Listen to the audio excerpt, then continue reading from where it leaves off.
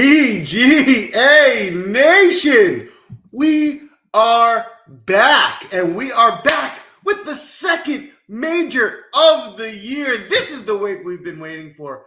I am super excited as we head to Quail Hollow, Rory's course. It's not officially Rory's course, but it's basically Rory's course, especially Rory coming off the Career Grand Slam, the Masters Championship. There is a lot to get into today, and we have some money to make in this tournament. But of course, when we go to major season, we call in the big guns, and we brought in the show's favorite guest who's been on before. You know him as the Model Maniac. Byron, how you doing tonight? I'm very good, Joel. Just got off my own show on Mayo Media. So we just, this is the longest I've been on Mayo Media for a while. I'm just running the airwaves right now. So loving life. Just did the baton handle from grandparent to grandparent. So Mini Maniacs chilled out now. All is good in the hood. And I've got, the optimal pick, I believe, in the draft this week, courtesy of the previous guest. Well, a little teaser of the pick. We haven't broken the draft order yet. But first of all, big congratulations to Joe Nicely. Huge win last week on the DraftKings, crowned king of the draft. Not here this week. So we've customized the draft order for tonight on our own, and we'll dive into it in a minute. But before we do, Spence, how you doing tonight? A little controversy when it comes to the order this week, unfortunately. This is something that we had not planned out in advance, and we're sitting here in a position now to where Joe ended up beating me by less than 10 points. So I came in second. I believe you came in third, Joel, and then the audience came in fourth. So we'll have to discuss what this order is. I have an order in there right now. I've kind of taken it over. So, I guess you can blame me when everything goes wrong for each one of you on this, but I'll be the bad guy here. Oh, Spence is the bad guy. I appreciate you taking the heat. Audience, we are pumped for tonight. Get in the chat tonight. I will re-explain how it works. You guys will be drafting our own team. I think this week is Vengeance Week. The audience at a major got to get Vengeance, get on the King board and win a draft, which I think it's up for grabs this week. I think it's going to be a really interesting week to handicap. There's a few guys that everyone's going to be targeting, but after that, I think it's pretty wide open. The ownership should be dispersed. We have a really full field. It looks a little bit different than a lot of the tournaments we've been seeing, which I am excited about. I am keeping my eye on the weather. We'll see how that affects the course with this week, but it's obviously going to be a tough test. The rough's going to be thick. It's going to be a real challenge out there. So, Spence, you for sure are going to have your work cut out for you this week. I wonder if you're adding any changes to your course breakdown based on the weather forecast, which of course can still change as it's only Tuesday. But I want to pass it over to you. I'd love to get your breakdown on what you're looking for this week as we head to Quail Hollow.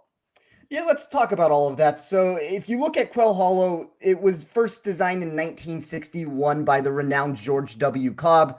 It's a really rich history to this tournament. You can look at the 2017 PGA Championship when it was hosted here, 2022 President's Cup, and then every single year we see it when it's for the Wells Fargo Championship. So I think a lot of bettors and DFS players are going to look at, specifically maybe that 2017 iteration.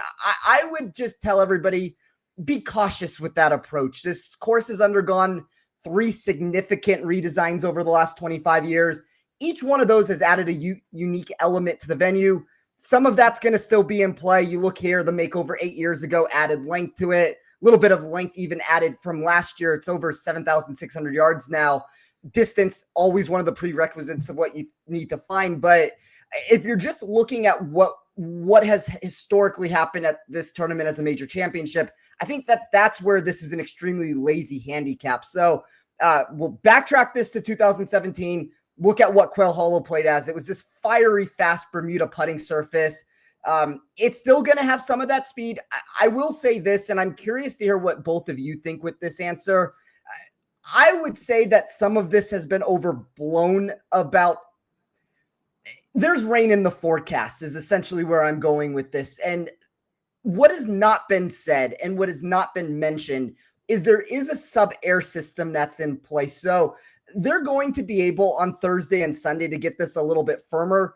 Where the bigger issue comes into play is 2 things. One is on Friday and Saturday, you're going to be playing in that rain. It's not going to be as easy to speed this up.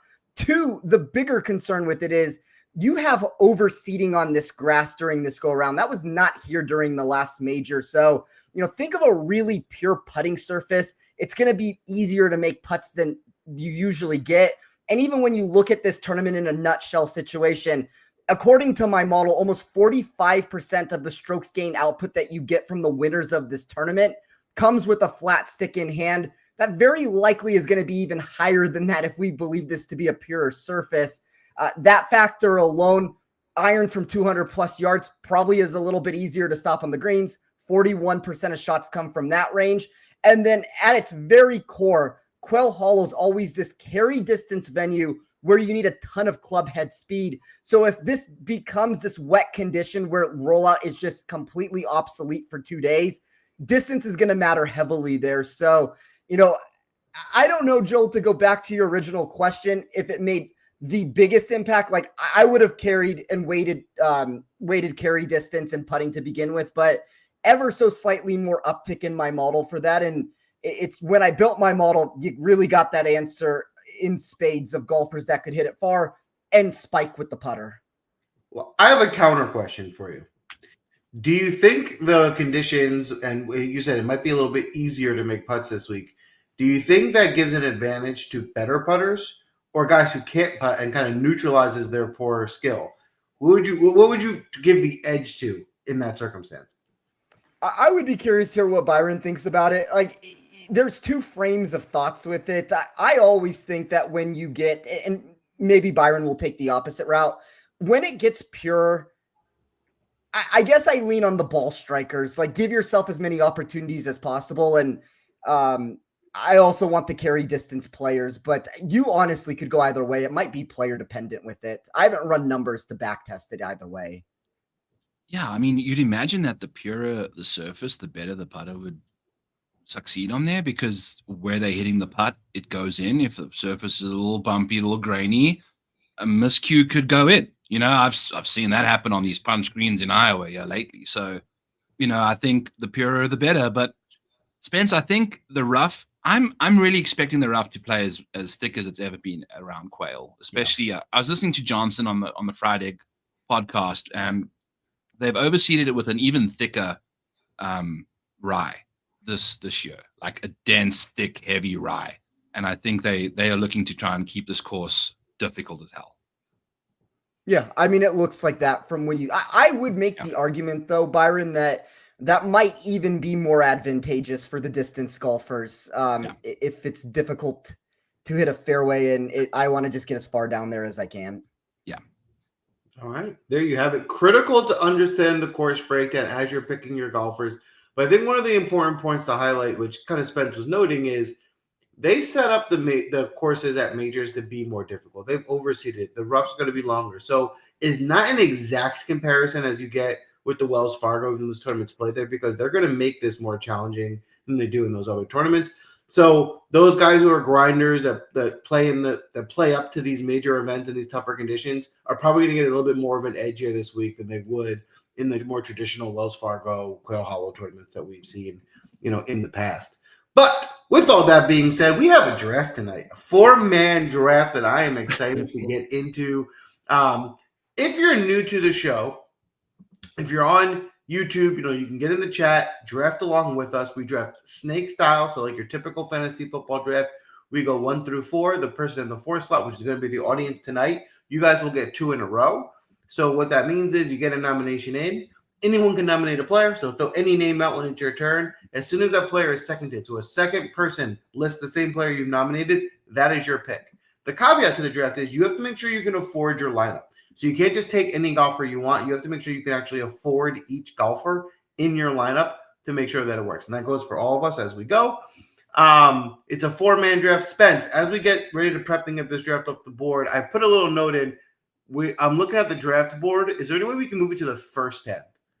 Because that's what I have lined up to go to the overlay. As we get that up, I want to welcome Andrew to the chat. Wheels up. Brian, great to have you back. And, of course, audience captain, Zach Jeffers. Welcome back. We've missed you. It's been a few weeks, but we're glad to have you back in leading your squad, getting these picks in for a major. Zach, I never doubted you. I knew you wouldn't miss a major. We welcome you.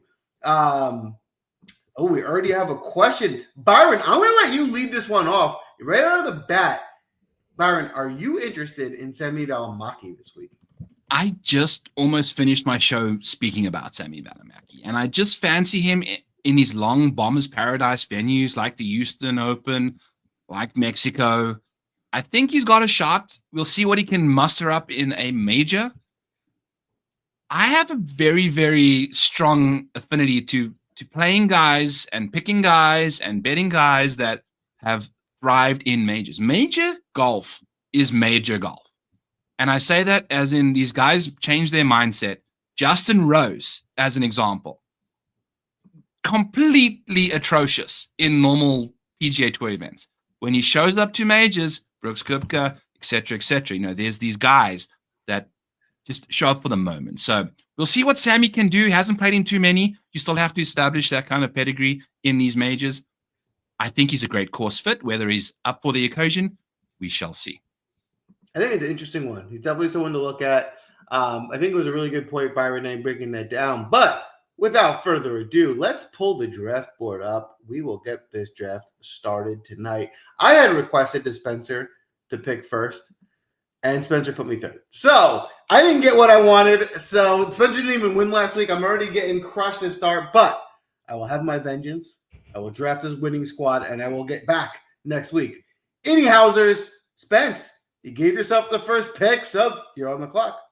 Well, I gave myself the first pick last week also, and that didn't go so well when Wyndham Clark came nearly dead last place. But, if I'm being honest, Joel, I don't know if either of you two are going to be happy with how this draft is starting. Like, you guys can discuss if you want to make a trade.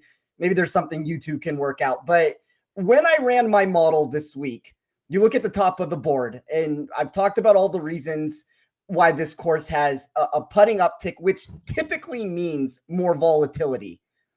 I don't think it's that simple this week because of those driving distance answers. So when I looked at this tournament, Rory, Scotty, Bryson graded substantially higher than everybody else. So when I was running numbers from win equity or for DFS pricing, one of the things that I was trying to figure out was how did that equate for what I'm looking for here of price tag versus what the actual ownership would be. And I have to be honest, like, let's just talk about win equity here. I have Rory and Scotty at about the same number, about that 6.5 to 7 to 1 being what should be proper for them. You're not going to find that in the space, but that's the proper going rate.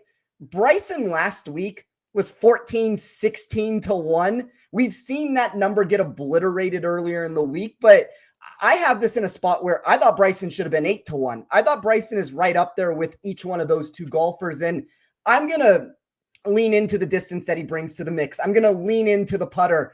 And if we want to talk about just the ability for these greens to potentially be softer, that helps somebody like Bryson to potentially stick it onto these greens from 200 plus yards. So look, I don't like going the chalky route. I really don't ever do that, mostly to start these drafts or inside of the outright market. We can call this a very prime Rory course, and it is. Quail Hollow is Rory's course, like to a T to it, but this is also a Bryson course according to my model. So I will take Bryson DeChambeau with the first pick here, and I'm doing that because of what the price tag is compared to the other two. I think it's a good pick. I like Bryson a lot this week. As we talked before we got live on the show, we were mentioning, are we going to have a third major where it's the same two guys kind of duking it out for the win, where Rory and Bryson are going back at it? It kind of feels like they need a rubber match. Bryson got the best of them first. Rory bounced back at the Masters. It's a great course setup. It's certainly shaping up that way. So Bryson up to board first. Maybe that will come to fruition this week at Quail Hollow. Byron, we'll love your take on Bryson this week, and then you're up with the second overall pick. The best value on the board, in my opinion. Spencer's, from a DFS perspective, I think the price is right. Give me an 11.5 Bryson DeChambeau at a golf course that is tailor-made. Bryson is the longest driver in the field. He's also well above average in accuracy, which is going to be. We've seen the last two times this has taken place at Quail. Rory and Wyndham ran away with this tournament. I can absolutely see Bryson doing that. If he has mid irons from the fairway, when everyone is hitting mid to long irons from the rough, this could be a blowout, and I'm saying this as someone that's backed Bryson already in the outright market and will be playing either him or Rory McIlroy in every single one of my DFS lineups this week. I think it's just one of those two is going to be in the optimal, and that's why I took the second spot courtesy of Joe Nicely. Shout out, Joe. Thank you so much for shipping it last week. I'm totally cool taking either at the top.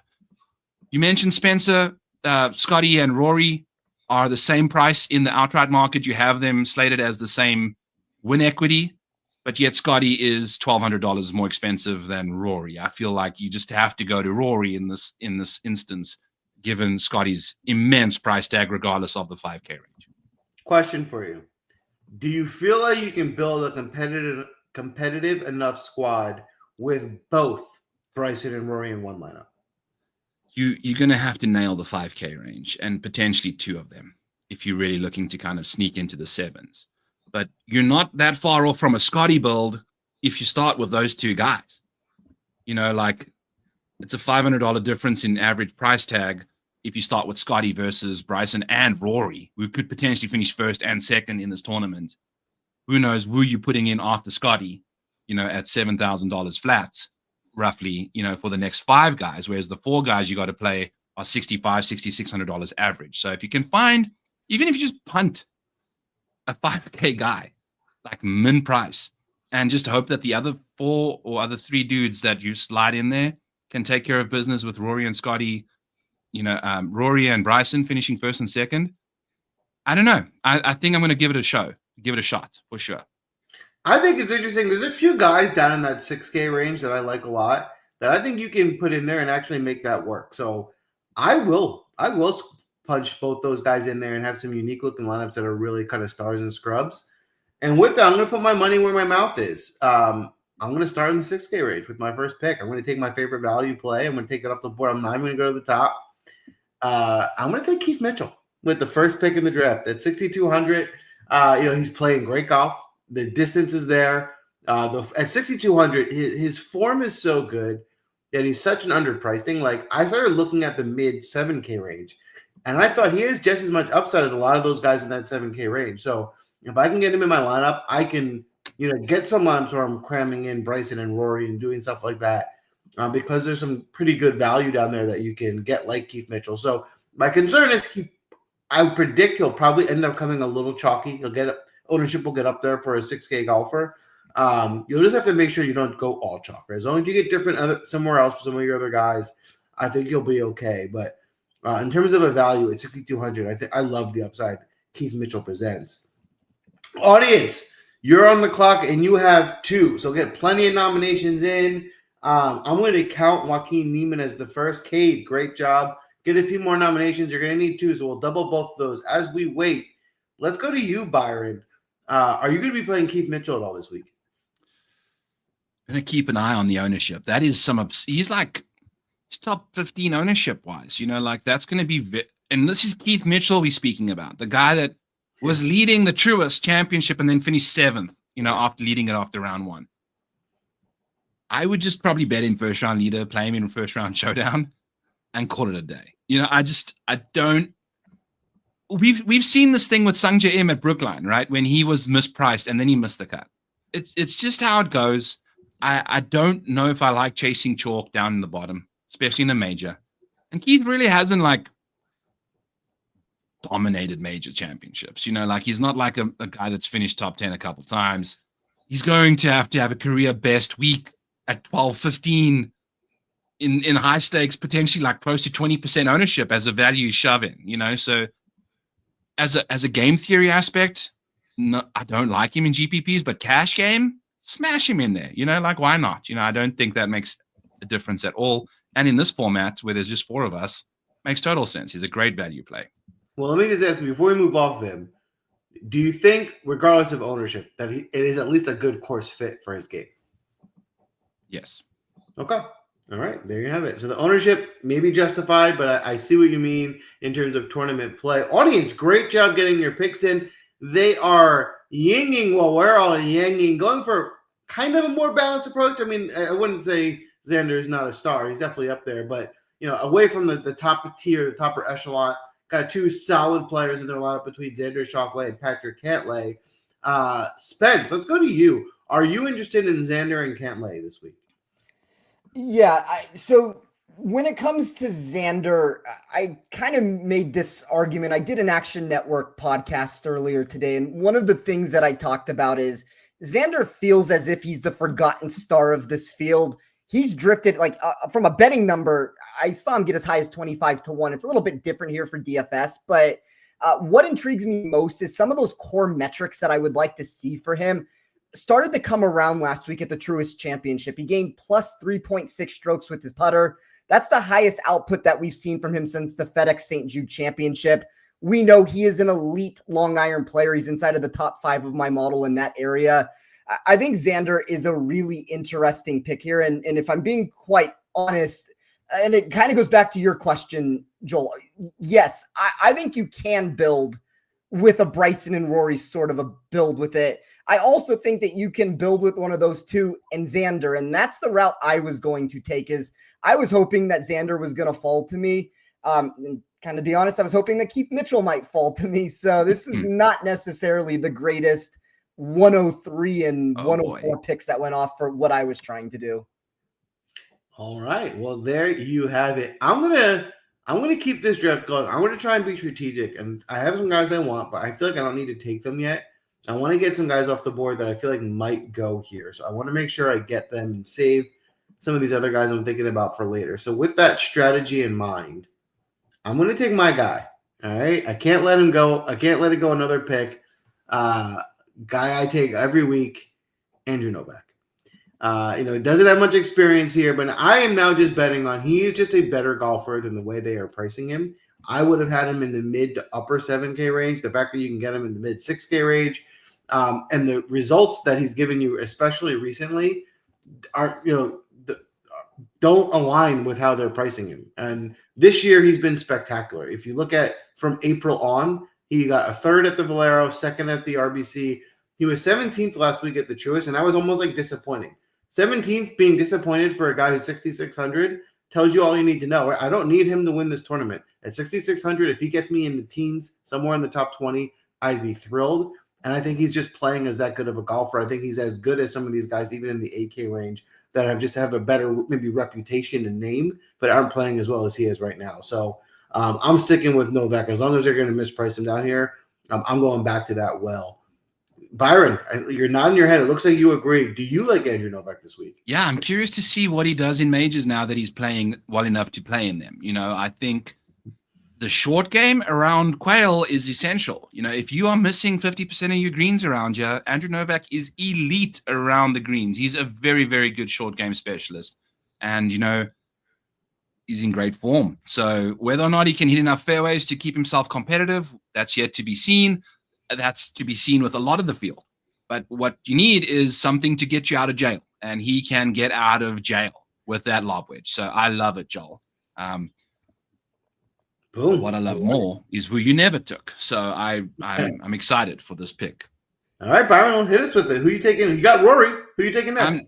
I'm taking the audience's nomination. Yeah, the Patrick Reed play at $8,100. This dude is playing some good golf, fans. He is playing some good golf right now, and he's played some good golf at Quail Hollow. And he's $8,100. I'm seeing 10% ownership on him. I would be shocked. I would not be shocked if that got up to 15.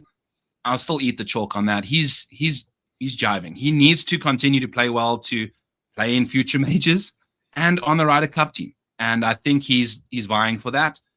The course history is sensational. He has the best course history, strokes gained wise, since 2017 at the PGA Championship, where he finished third, I think, and really hasn't performed much worse than a top 25 at this golf course. So love what he's up to. The short game in the majors is his jam. He's going to scrap his way around you at $8,100. A top 10 is perfect from this dude, and it's very, very likely. I've laddered him in bets. Top 20, top 10, top 5 this week. I think he's got a great chance to do that. So $8,100 is a very fair price for Patrick Reed. I mean, that's the definition of putting your money where your mouth is. You talked about around the green game. That's the way to get around this course. And you went and took the best, definitely one of the best around the green elite scramblers that there is. So, and you're right, the form is there. I mean, we've seen Reed go streaky. When he gets hot, he can really get you some great results. So I like that start with Patrick Reed. Spencer, you got two coming up here, but we'd love to get your take on Novak and Reed. I'm going to ask you a question, Byron. I would be curious to see what your model says on this. So look at the top 10 of your model. How many of those golfers were live golfers? Top 10 of my model, live wise, is 1, 2, and I'm not even a fan of the second guy. 3. I'm not even a fan of the second and third guy, to be honest with you. So, John Rahm, Bryson, and Brooks. So I have 5. Like that is a very large number. Reed, the ones you said, throw Reed into it. Reed was in that mix for me. I'm going to do something unique with my lineup here. And I don't know if it needs to be done. I'm looking at Byron's right now. Like, I don't think he can afford it. The audience has already made their decision. I don't know what you plan to do, Joel, but it's going to just make it a little bit more difficult on you. And I'm going to try to get myself out of everybody else's range here. I'm going to take 2 live golfers. The first one is John Rahm, which Byron just mentioned. So I will take Rahm. The second one, I will assume, Byron, you are going to leave the show. We have done so many shows with one another where this guy's name has come up. It's come up in major championships. I remember one in particular where you took a Will Zalatoris and I took a Joaquin Niemann. And that bet went on for 4 days back and forth on it. And I know your stance with Joaquin Niemann. I know that you think that he has not gotten like those results that you would want to see in major championships. I understand all of that. This is a perfect course fit for him. And the one thing I will say with this exact build of how I'm making this with a Bryson, Rahm, and Joaquin Niemann start, he is the third man into my lineup. I do not need him to win with the way that I've made this build. I'm going to have to find value down beneath, but I'm hoping that this is where Joaquin Niemann finally is able to churn out a top 15 finish and maybe starts making himself more of a threat into these tournaments. And it would not shock me to see him work himself a little bit further up the board. Like I think there's real legitimate top 10 equity for him this week. Wow. All right. I like that pick. I'm really intrigued to see how you round out the squad. I like this part. But I'm also planning to take all those value guys down there that you wanted. So it's going to make it really hard for you to finish that off. But at the top of the board, that looks really, really solid. Byron, I'll let you rebuttal Joaquin Niemann. I mean, Spencer said he's hoping for a top 15 finish. So there's be the first time in like 24 starts that this happens. I mean, literally looking for a shooting star. He is the star of Live, yet fades out. I mean, I was looking earlier on the show. Round 1, round 2, scintillating stuff. You know, he's fantastic. He's going to make the cut, like almost undoubtedly. But his short game, Spence, like the ball striking is elite. He's top 20 in both departments, off the tee and approach in majors. But he's like outside the top 100 or top 80 in chipping and putting in majors, where that's where the nerves show up. And it just seems like he's got a mental block because he just can't make the putts and the chips when it matters in these majors. So, you know, a little tentative on him there, but I would rather be late to the party than be on him when he has his first top 10 in a major in like, the last decade? You know, like I feel like he's been playing since he's 16. But, it's also not like the ownership is extremely low. It's like no matter, it's about 13 to 15%. It's pushing up there. So I understand that. And there's a lot of different ways to do it. We will see what ends up happening with him. And one of the things that I noticed when I built my model, which is a counter Joaquin Niemann take, if you're looking for upside, the upside typically comes from the putter and the driving distance. If you're looking for safety, it usually comes from the approach play and the around the green metrics. He fits some of those boxes in each one of those 2 areas, but he doesn't quite naturally fit either one of them both. So, you know, maybe there's a little bit more volatility than I am actually taking into account here. But as you know, with me, Byron, I am always the person that tries to beat everybody to the party on it. And sometimes it works and sometimes it doesn't. Yeah. That's going to be a lonely party there, Spencer, if you are looking for my participation there, because, for the reasons I've mentioned. But, I'm hoping he does, for the sake of everything and the whole world's serenity. I was like, I'm not sure we've ever had a draft start with someone's first 3 picks all being live golfers. So that's interesting. And we'll see how that plays out, because you're not done yet. You can get more live guys on that squad. So interesting turn there. Byron, Rory and Reed off the board. Plenty of money to spend. Who are you looking at with your third pick?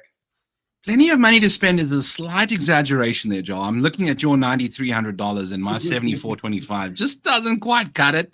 But I'm going to spend up and go with the guy that's, I think, my favorite leverage play this week at $8,900. Give me Russell Henley.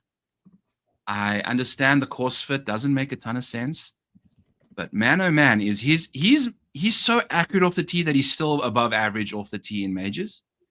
And we've seen how important distance is in majors. The current major landscape is just bomb it off the tee and just kind of hack it out the rough, unless you're at, Augusta kind of thing. But Henley's game from the approach, around the green, and putting, they all like top 35 in this field when it comes to chipping, approach play, and putting. And he's just so well-rounded at $8,900. He's been sensational. He won the API. This is the same course as the API.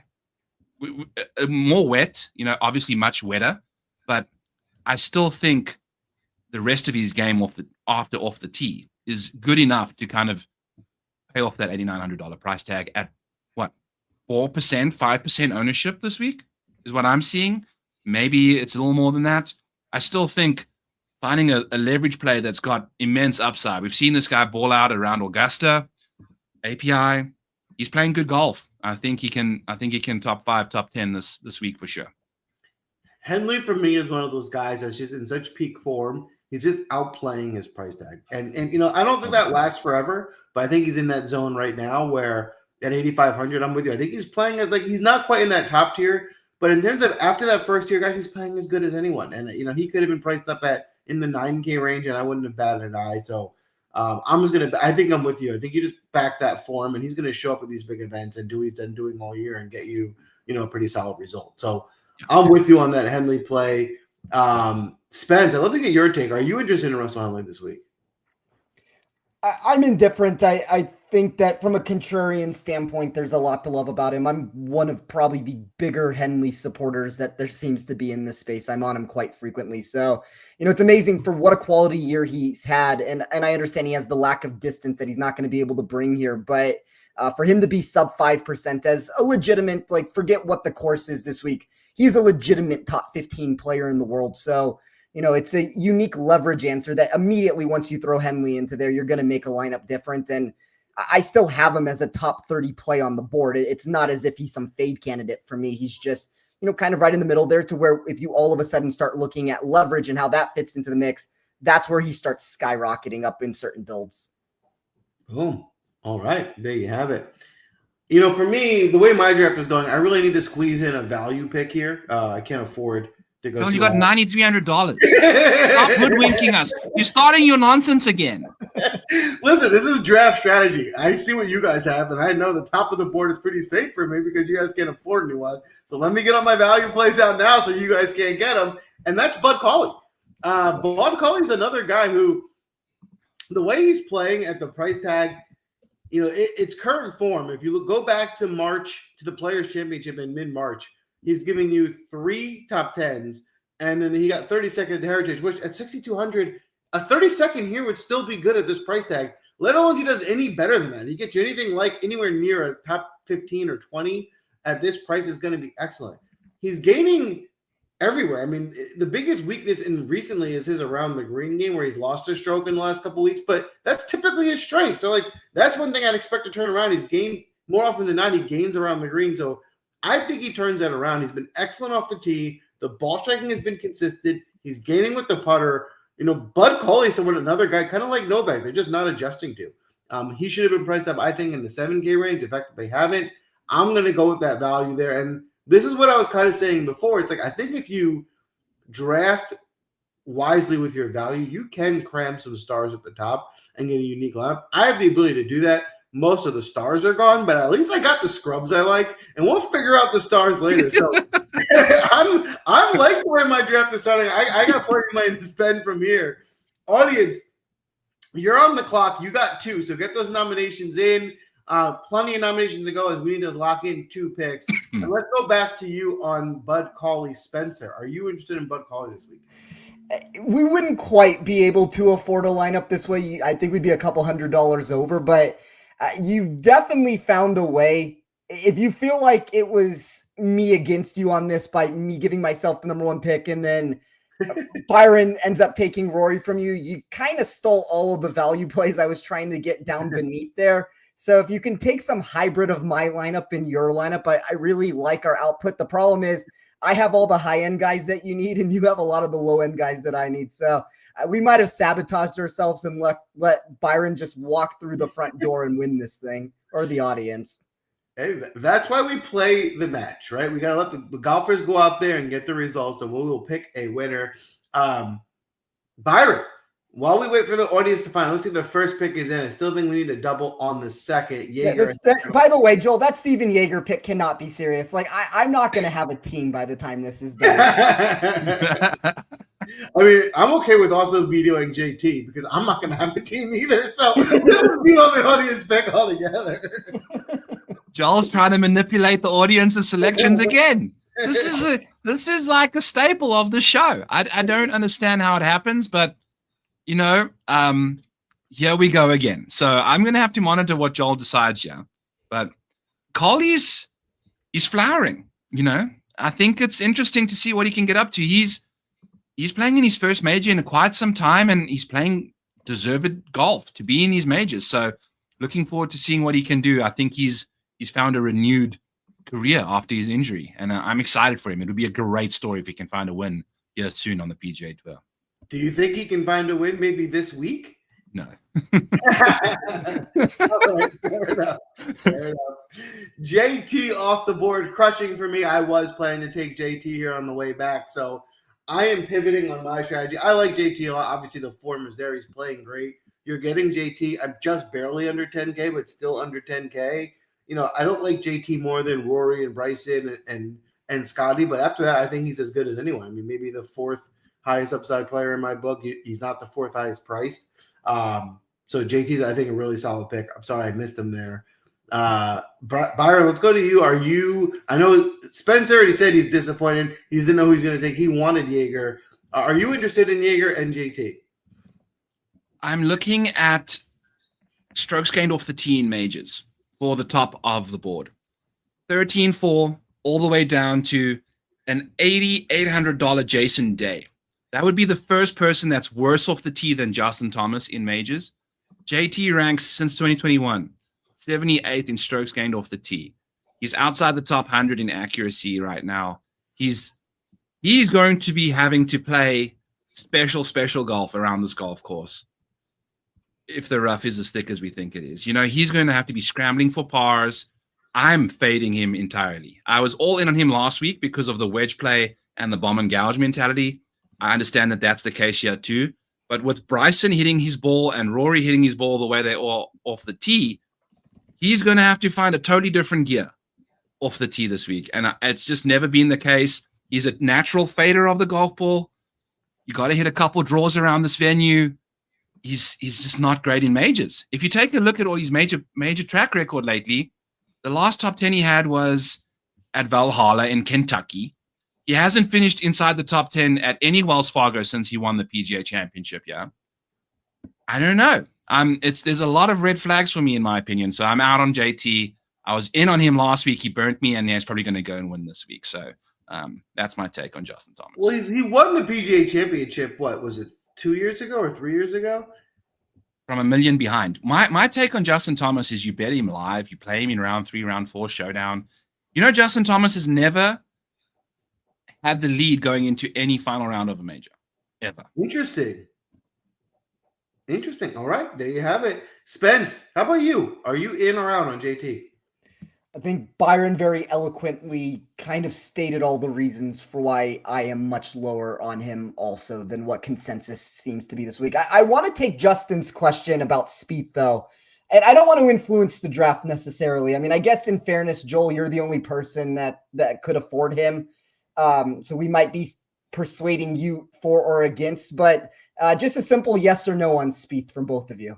I'll start with you, Joel, so you have to give an answer before us. Yes. Yes. I will also say yes. Like, it's a wild take because this never comes out of my mouth.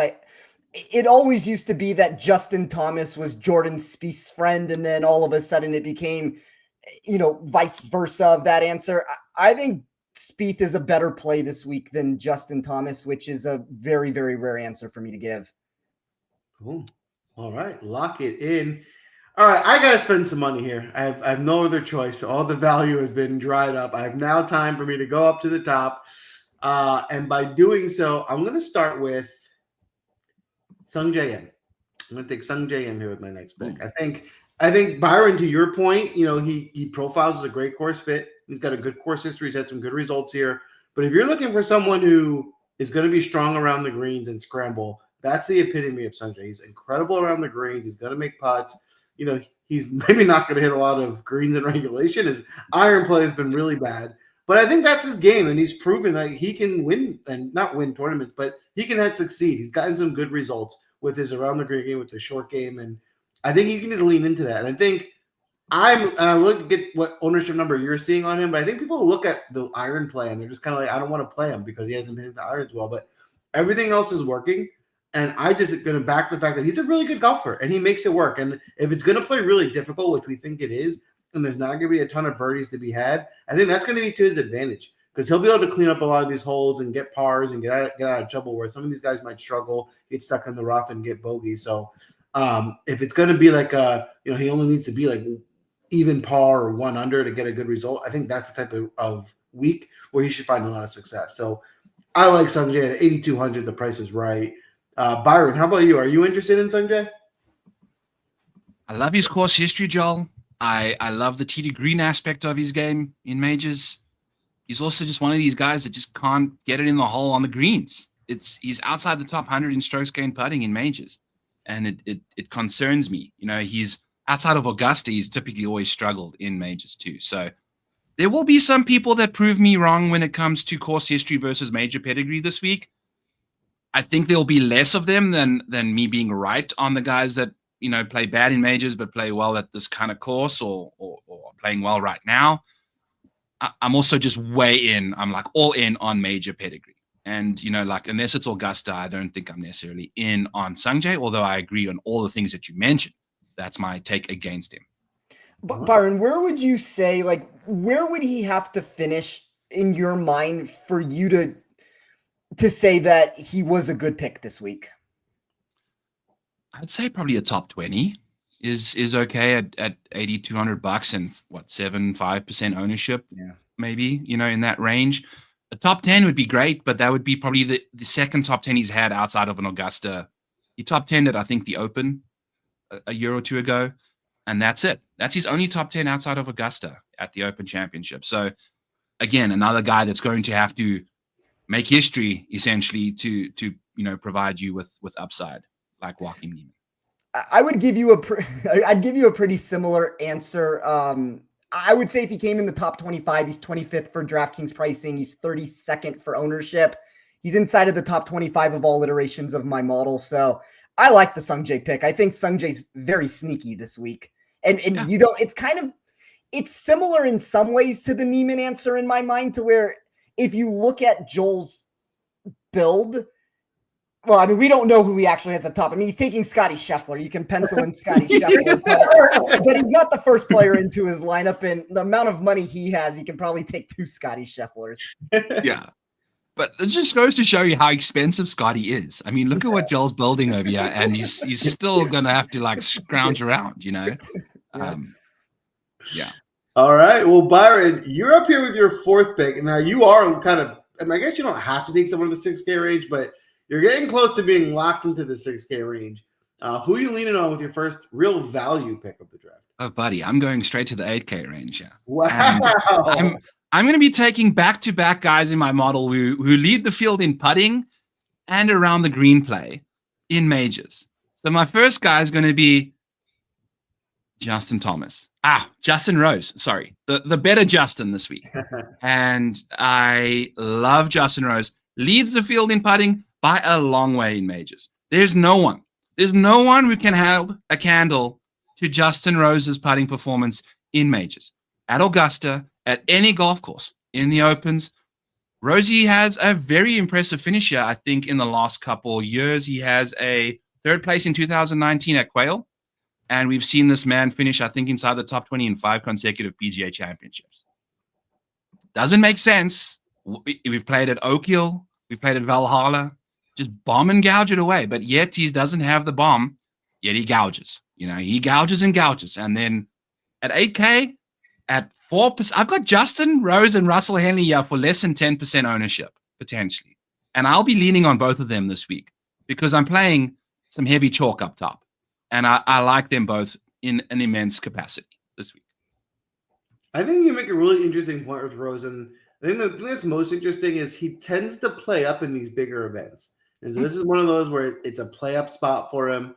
And he's gotten you a lot of good results this week. And it really is hit or miss. I mean, he'll miss the cut or he'll get you a top 15. But, a top 15 in his price tag is how you win some of these GPPs. So I think he's a good leverage upside play in a draft like this. Spence, I'd love to get your take. Are you interested in Justin Rose this week?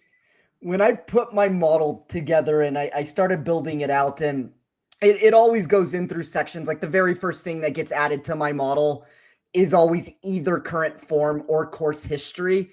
And I put in the Justin Rose course history, and I don't know if I just don't remember him doing this every single year of a top 10, but all of a sudden he spat out a 6th, 9th, 13th, 8th, 9th in the last 5 years. And he's the number 1 PGA Championship player.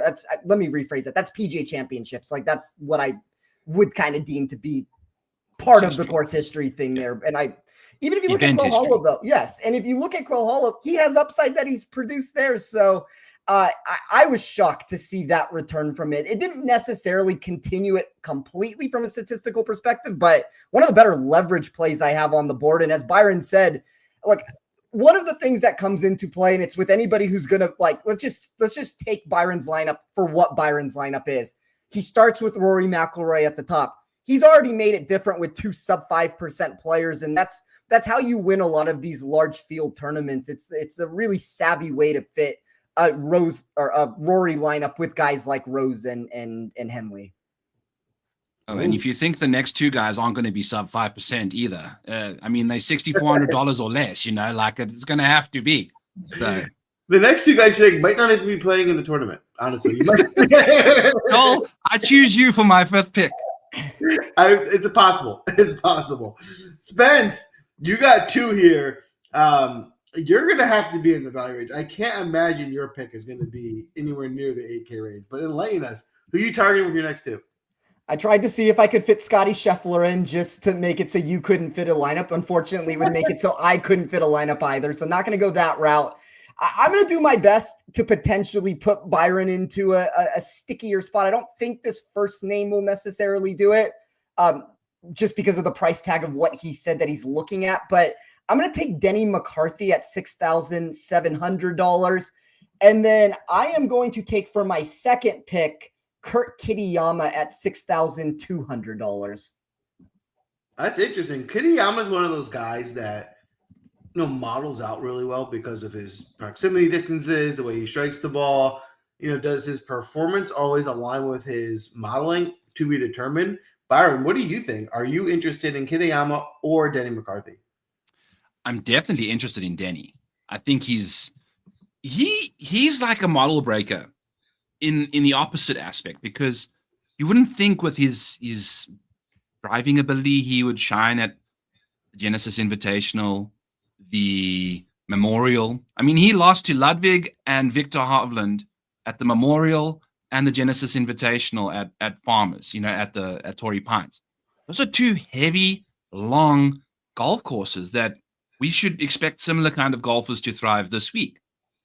Denny just gets it done. He plays well out of the thick rough. I think he's obviously incredible when it comes to the short game in majors as well, and in general. So showed up last week at a thick, dense golf course and then kind of played too well in round one and fell down the leaderboard, which is what Denny McCarthy does. Ideally, you want him going like into the final round in like 11th place and then finishing 5th kind of thing.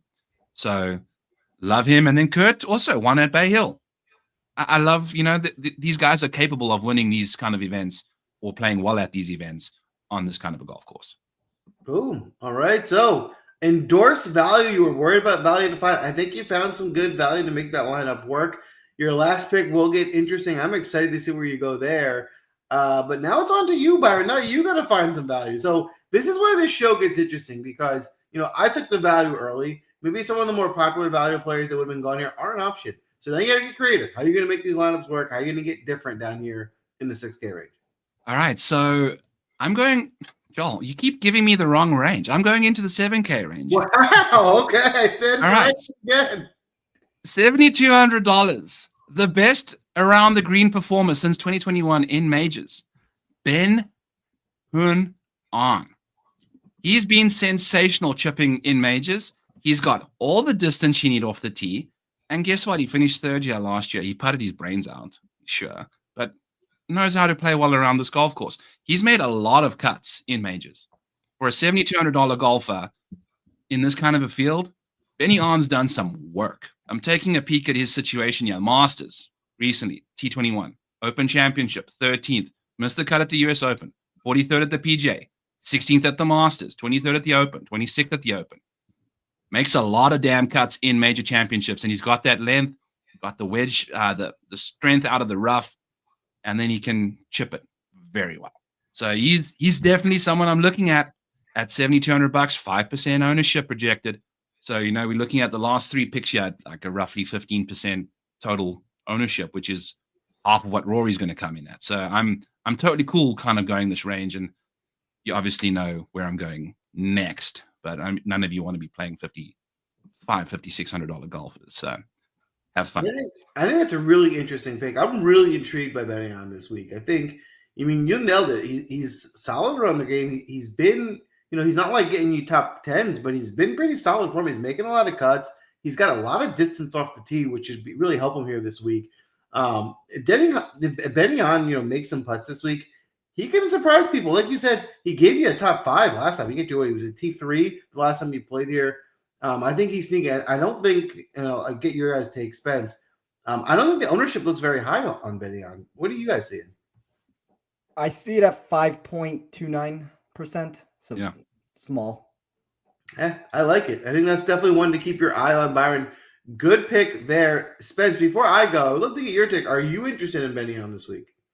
I think it's a good pick. I don't have any reasons to not want to play him. And if you look at what he has done in the head-to-head market against a lot of his opponents, and in fairness, it's against names like Dustin Johnson that nobody seems to want to back this week. But, he is like minus 200 at some shops against Dustin Johnson. And, if you look at Dustin's price tag, he is more expensive at the core of what that answer is at 7,600. So the market definitely seems to be moving in the correct direction on Ben On there. Ooh, all right, lock it in. All right, I'm going to take a guy I haven't taken in a while. He used to be one of my guys, normally someone I take all the time.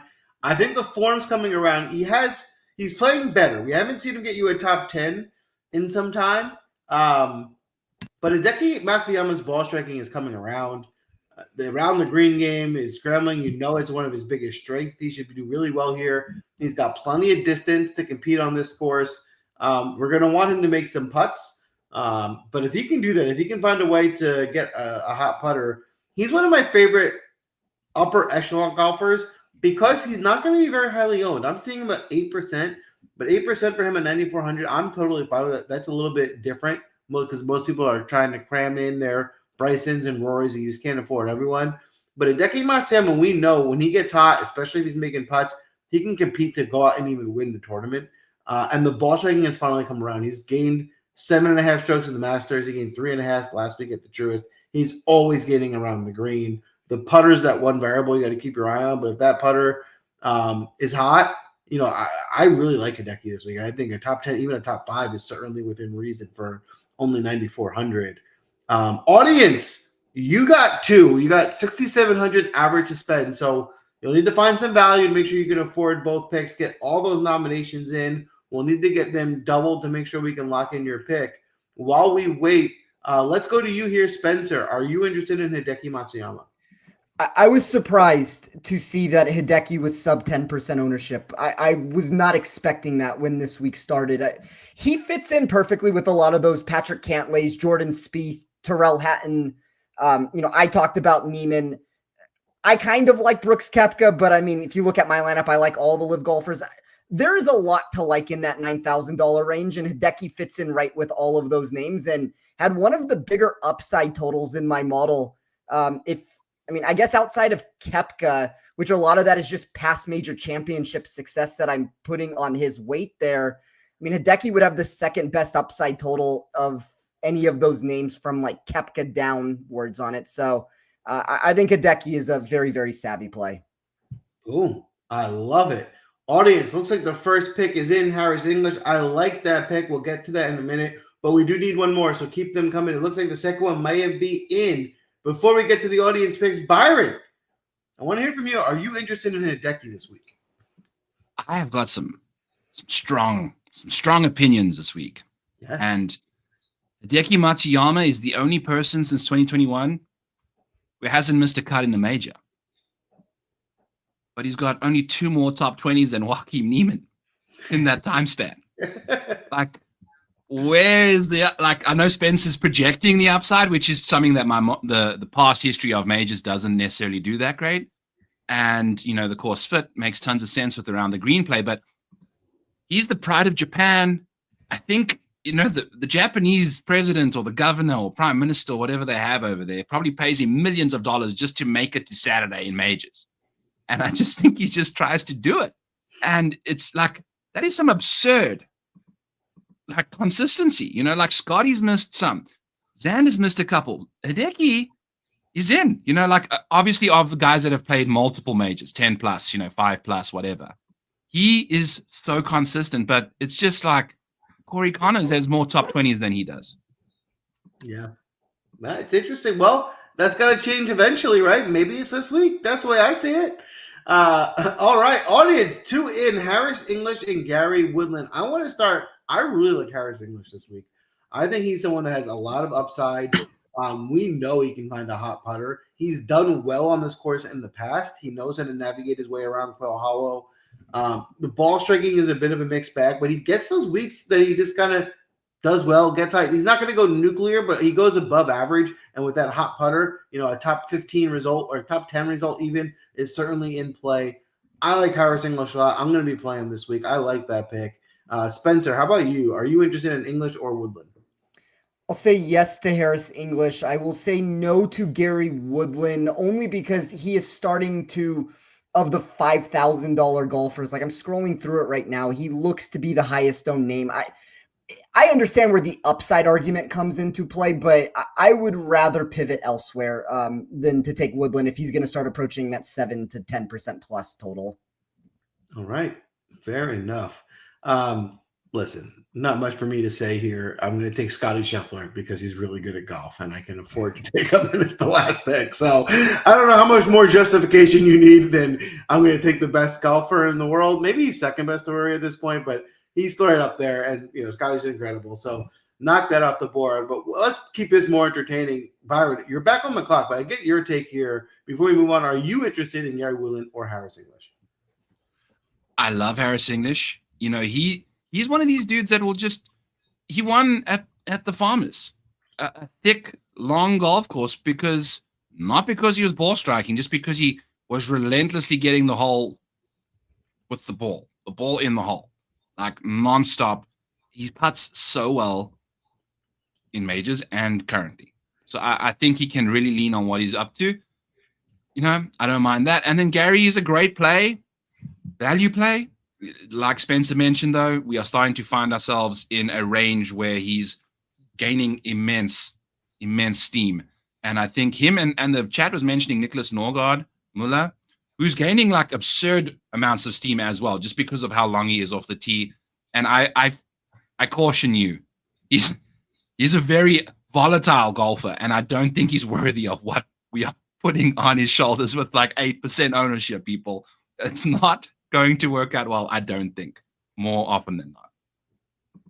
right. Well, I've been pinning you in the 6K range for 2 rounds, and you've shunned me each time, telling me you weren't going there. Well, now you're forced. It has to be the 5K range. You cannot tell me I'm wrong. It's got to be a 5K golfer. How are you rounding out your squad? I'm going into the 6K range, Joel. And I'm going with Patrick Rodgers at whatever he needs to be, $5,600. You take a look at what Patrick Rodgers has done in US Opens. And he's only played PGA Championships and US Opens in the last little while. He's only missed 2 cuts in 7 appearances in a US Open or a PGA Championship. I don't think he's ever played at Quail. He's a perfect Quail fit. You know, he plays very well at Torrey Pines, where you just got to nuke it off the tee and then get it on the green from there, kind of thing. He's got tons of length. He's a very good putter. He's very good at chipping.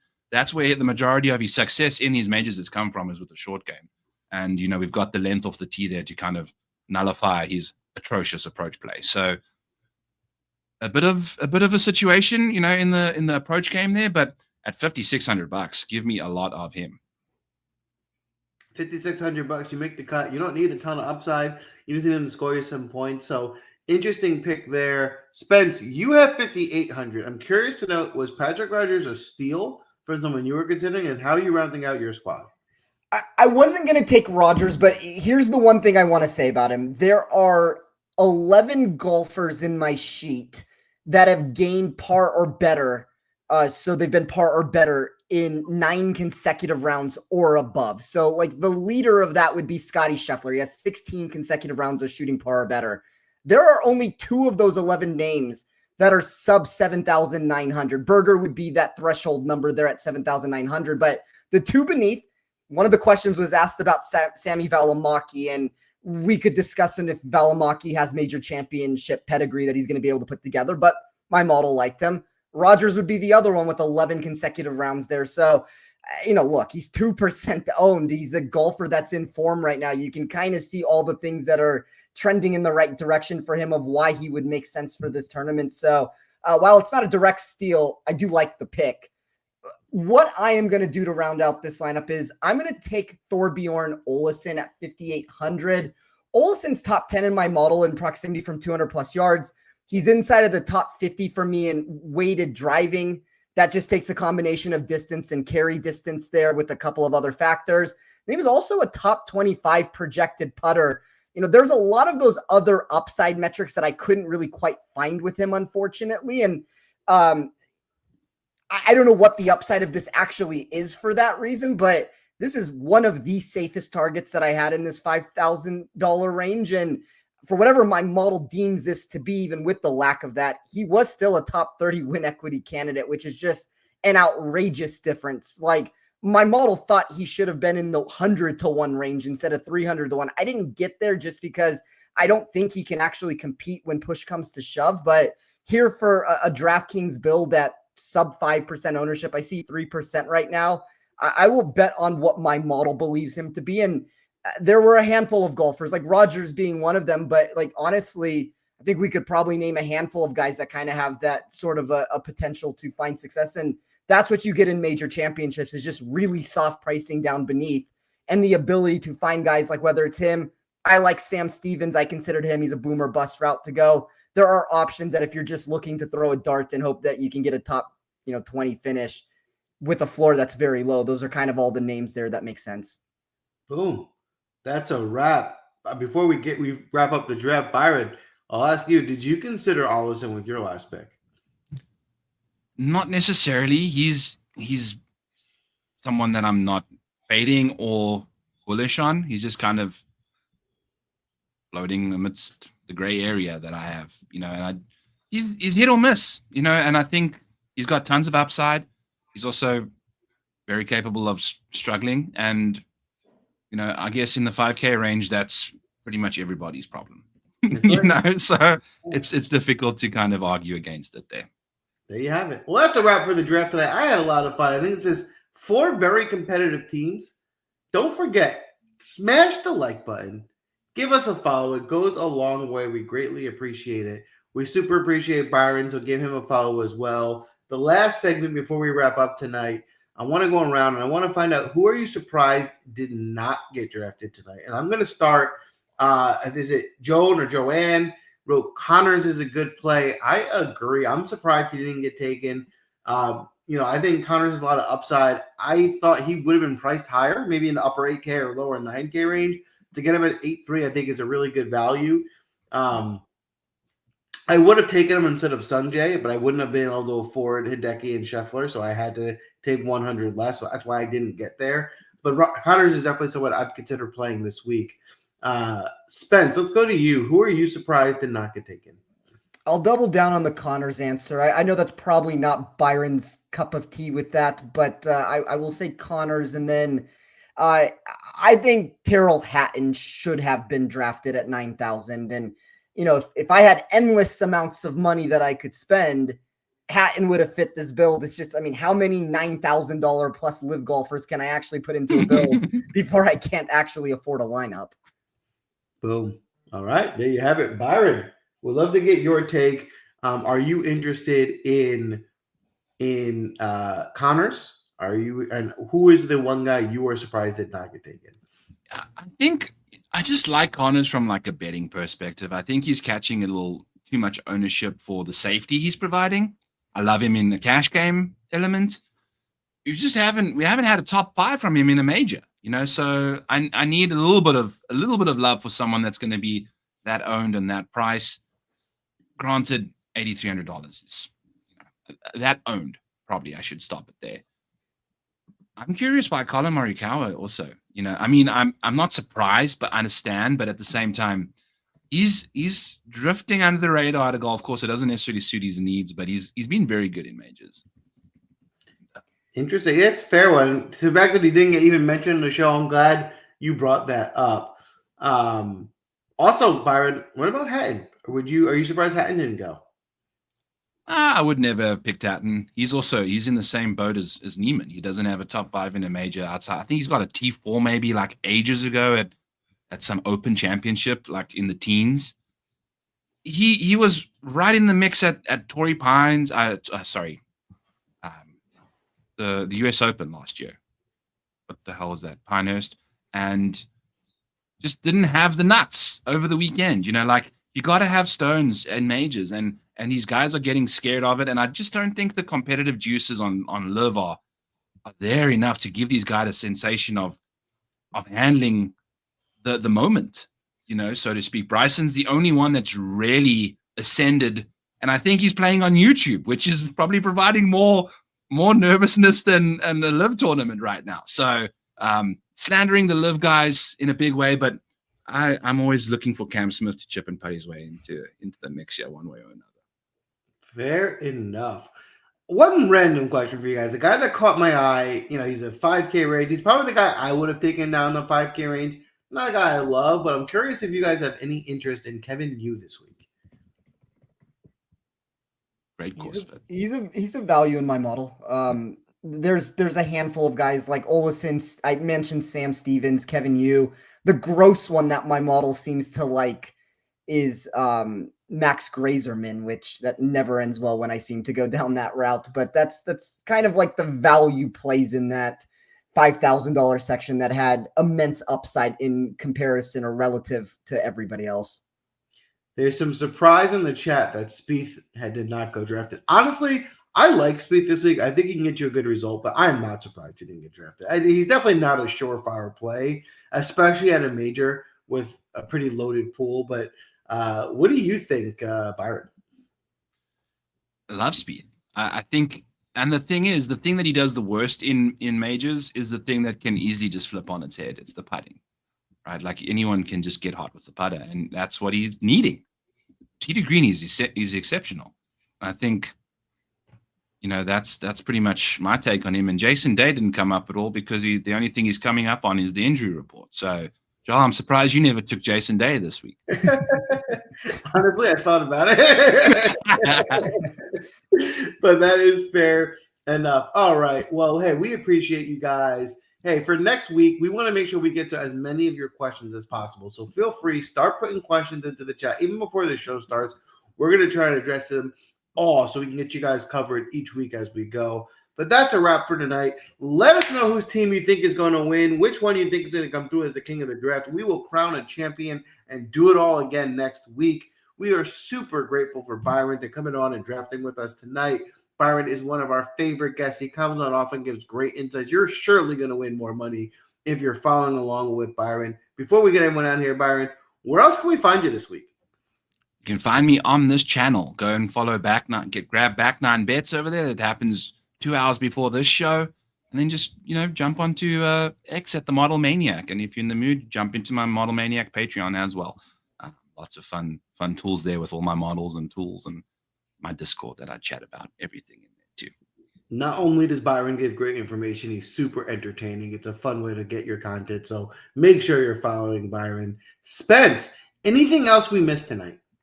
No, I do want to say thank you, Byron, for coming on. As he talked about, check out his Discord, view all his shows. He puts out great content. It's always a pleasure doing work with him. So good luck to everybody this week. And, we have a lot of exciting things planned for guests that we're going to be bringing on for all of these tournaments. And be sure to come back every single week to see who we have in that guest chair. All right. Good luck.